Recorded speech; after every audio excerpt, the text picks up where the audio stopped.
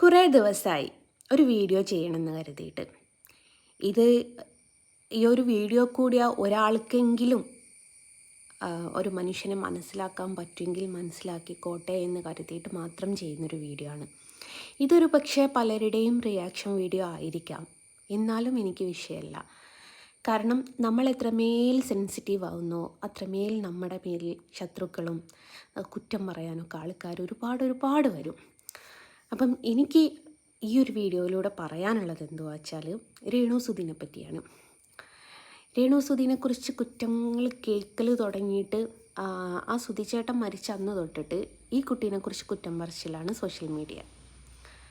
അപ്പോൾ ആ കുട്ടി ഒരു പെർഫെക്റ്റ് ആണെന്നോ ആ കുട്ടിയുടെ ഭാഗത്ത് തെറ്റുകളില്ല എന്നൊന്നും ഞാൻ പറയുന്നില്ല. തെറ്റുകൾ പറ്റാത്തയും തെറ്റുകൾ ഇല്ലാത്തയും മനുഷ്യരായിട്ട് ഈ ലോകത്ത് ആരുമില്ല. തെറ്റുകൾ എല്ലാ മനുഷ്യർക്കും പറ്റും. എല്ലാവരുടെ ഭാഗത്തും എന്തെങ്കിലും ഒരു പാകപ്പിഴകളുണ്ടാവും. പാകപ്പിഴകളില്ലാത്ത മനുഷ്യരില്ല. അതൊക്കെ ഞാൻ സമ്മതിക്കുന്നു. ആ കുട്ടിയുടെ ഭാഗത്ത് ഒരുപാട് തെറ്റുകളും കാര്യങ്ങളൊക്കെ ഉണ്ട്. പക്ഷെ നമ്മൾ പറയുന്നതിലൊരു പരിധിയില്ലേ? ഒരു പരിധിക്ക് അപ്പുറം പറയുമ്പം നിങ്ങൾക്കും വീട്ടിലെ അമ്മയില്ലേ, പെങ്ങളില്ലേ, അച്ഛനില്ലേ എന്ന് ചോദിക്കുന്ന ഒരു സാഹചര്യത്തിലേക്ക് വന്നു പോവുകയാണ്. കാര്യം എന്താ വെച്ചാൽ നിങ്ങൾക്കൊക്കെ അറിയാമല്ലോ, ഞാനും എൻ്റെ മാതാപിതാക്കൾക്കൊരു വീട് വെച്ച് കൊടുത്തിട്ടുണ്ട്. ഞാൻ സഹിതം 3 പെൺകുട്ടികളാണ് എൻ്റെ വീട്ടിൽ.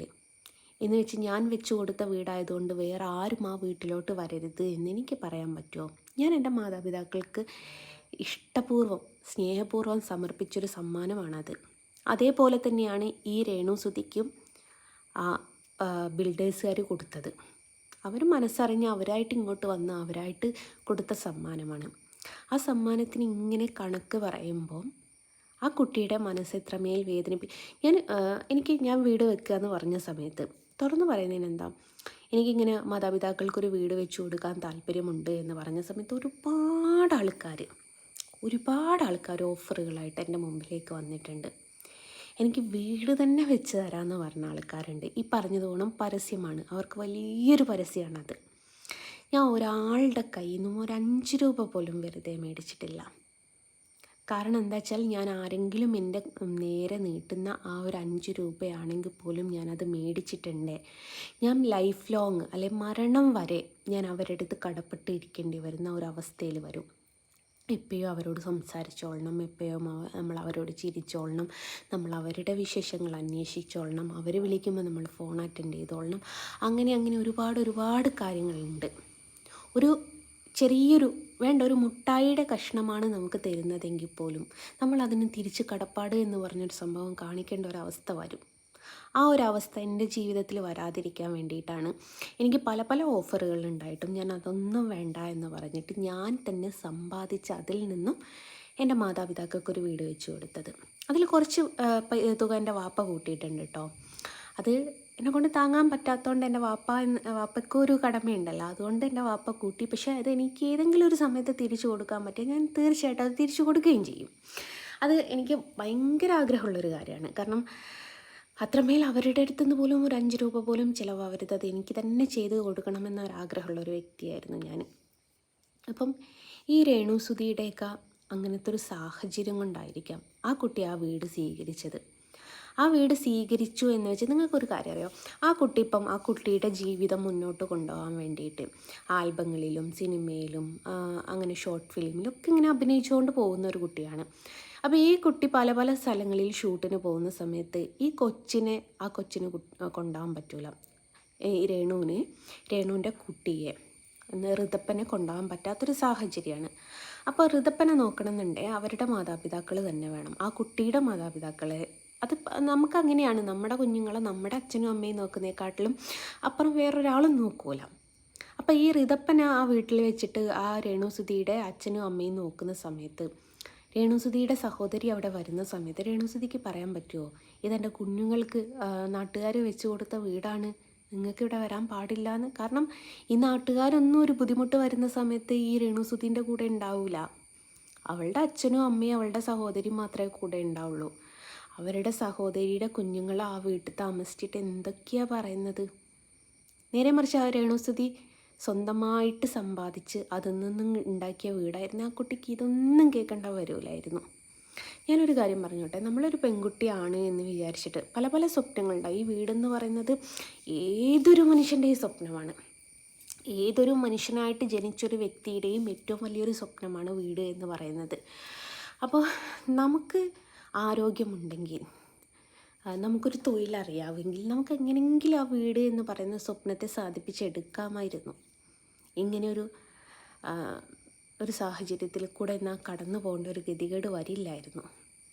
ഒന്ന് ഓർത്ത് നോക്കി, എന്തൊരു ഗതികേടാലേ. ആ കുട്ടി തന്നെ പറയുന്ന കേട്ടില്ലേ, ബക്കറ്റ് ഫ്രീ അല്ലേ, ചവിട്ടി ഫ്രീ അല്ലേ എന്നൊക്കെ പറയുന്നൊരു ഗതികേട്. അപ്പം നമ്മുടെ ഗതികേടിനെയാണ് ഇവരൊക്കെ ചോദ്യം ചെയ്യുന്നത്. നേരെ മറിച്ച് ആ കുട്ടി 100 പ്രാവശ്യം ചിന്തിച്ചിട്ടുണ്ടാവും, ഈ സുധി എന്ന് പറയുന്ന ഒരു വ്യക്തി മരിച്ചിട്ടില്ലായിരുന്നെങ്കിൽ അവരുടെ ലൈഫ് ഇപ്പോഴും വാടകപ്പുരയിലാണെങ്കിൽ എന്ത് ഹാപ്പി ആയിരിക്കും. ആരോ കുറ്റം പറയാൻ വരുമോ? വേണ്ട, ആ സുധി ജീവിച്ചിരിക്കുന്ന സമയത്ത് നിങ്ങൾ ആരെങ്കിലും അവർ ഭക്ഷണം കഴിച്ചോ എന്ന് ചോദിക്കാൻ പോയിട്ടുണ്ടായിരുന്നു. എന്നാൽ ഇപ്പം ചോദിക്കുന്നുണ്ടോ? ആ കുട്ടി എത്രമേൽ കഷ്ടപ്പെട്ട് എത്രമേൽ സ്ട്രഗിൾ ചെയ്തിട്ടാണ് ആ മൂത്ത കുട്ടീനെ നോക്കുന്നുണ്ടോയെന്നില്ല എനിക്കറിയില്ല, ഞാൻ രണ്ടാമത്തേടെ നോക്കുന്നുണ്ടെന്ന് വെക്കാം. എനിക്ക് ഇതിനെക്കുറിച്ച് പൂർണ്ണമായിട്ട് പറയാനോ അല്ലെ ഈ പറഞ്ഞതുകൊണ്ടും എനിക്ക് രേണുസുധിയായിട്ട് പരിചയം ഒന്നും ഇല്ലാത്തൊരു സംഭവമാണ്. പക്ഷേ സോഷ്യൽ മീഡിയയിൽ ഇങ്ങനെ കാണുന്ന സമയത്ത് നിങ്ങൾ ശ്രദ്ധിച്ചിട്ടുണ്ടോ, ഈ സോഷ്യൽ മീഡിയ ആക്രമിക്കുന്നത് സ്ത്രീകളെ മാത്രമാണ്, പുരുഷന്മാരെ ആക്രമിക്കൂല. സ്ത്രീകളെ മാത്രമേ ഇങ്ങനെ ഏറിൽ കയറ്റാൻ നിൽക്കുള്ളൂ. കാരണം അവർക്ക് എന്താ പറയുക, പ്രതികരണശേഷി കുറവാണ്.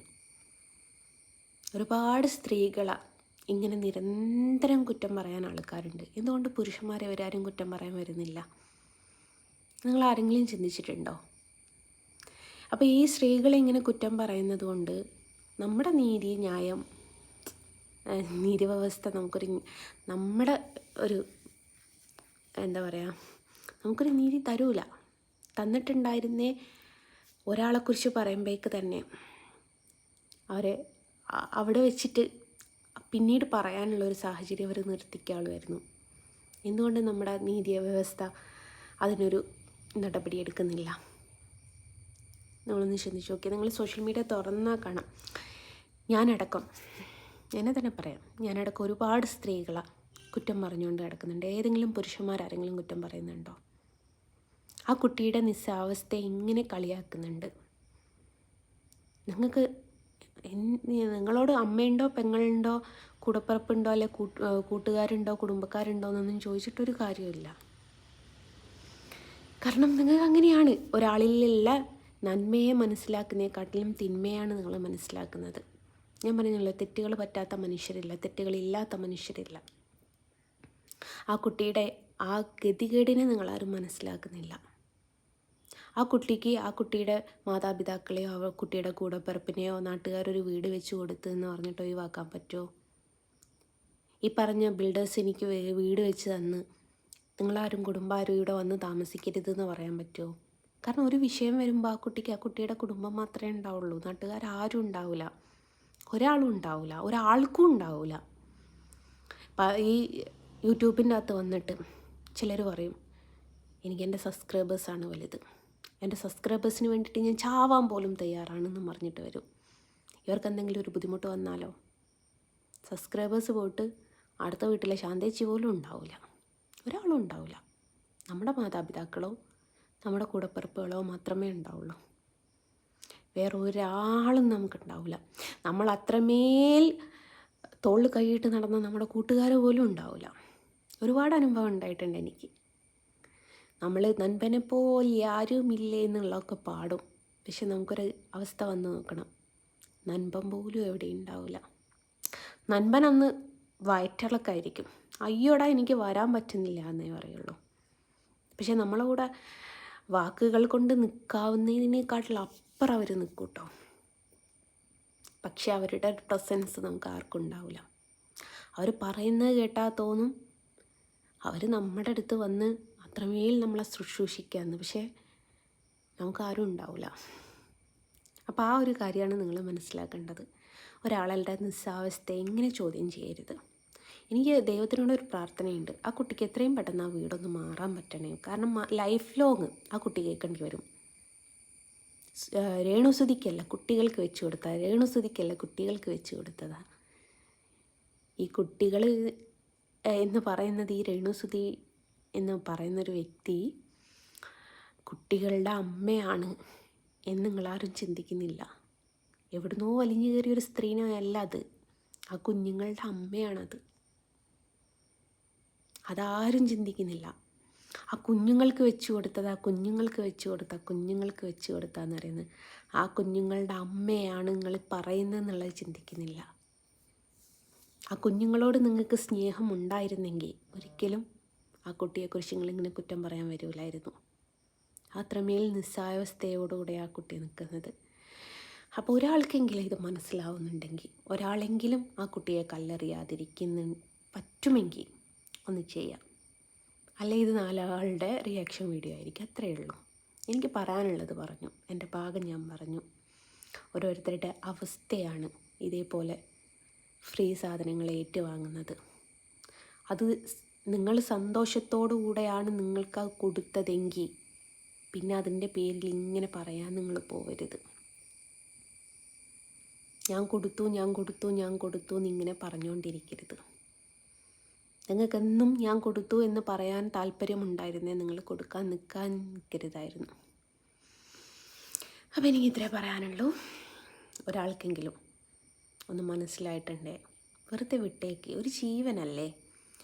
ഈ ഭൂമിയിൽ ജീവിക്കുന്ന സമയത്ത് ആരും നമ്മുടെ കൂടെ നിന്ന് സംസാരിക്കില്ല. നമ്മുടെ ഈ ജീവനൊന്ന് പോയാൽ ആ കൊച്ചെന്ത് തെറ്റായിരുന്നു ചെയ്തതെന്ന് ചോദിക്കാൻ 100 പേര് വരും. ജീവൻ പോകുന്നതിൻ്റെ അടുക്ക് നിങ്ങൾക്ക് ആ കുട്ടിയുടെ കൂടെ നിൽക്കാം. കാരണം അത്രമേൽ സ്ട്രഗിൾ ചെയ്യുന്നുണ്ട്.